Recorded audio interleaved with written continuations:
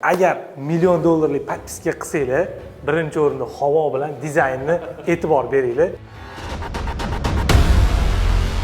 Devordan boplabsizlar, attachentni, lekin mana bunaqa apishivka qilib, shartmi-ki shuncha klient pulini ishlatish. Qaranglar, professionallar ham farqiga bora olmayapti, qaranglar.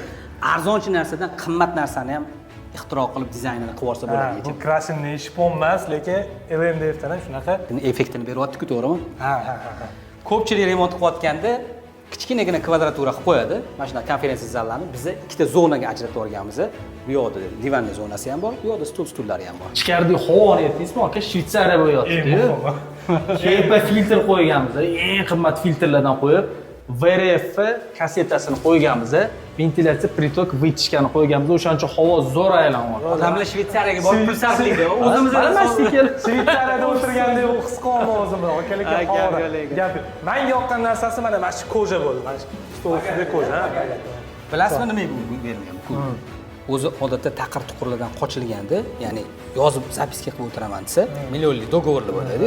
Mana shu kojada uyutningda qo'l qo'yib qolaveradi-da. Toza havoni tegida. Dizaynda ham bu alohida ajralib turibdi-ku, devorlardagi qora hoshiyalar, mana oyna, qora, to'g'ri. Devorning taxtalari bu yoqqa bog'langan, qora elementlar bu yoqqa bog'langan. Agar $1,000,000lik podpiska qilsanglar, birinchi o'rinda havo bilan dizaynni e'tibor beringlar, o'shanda ishingiz 5 bo'lib ketaveradi.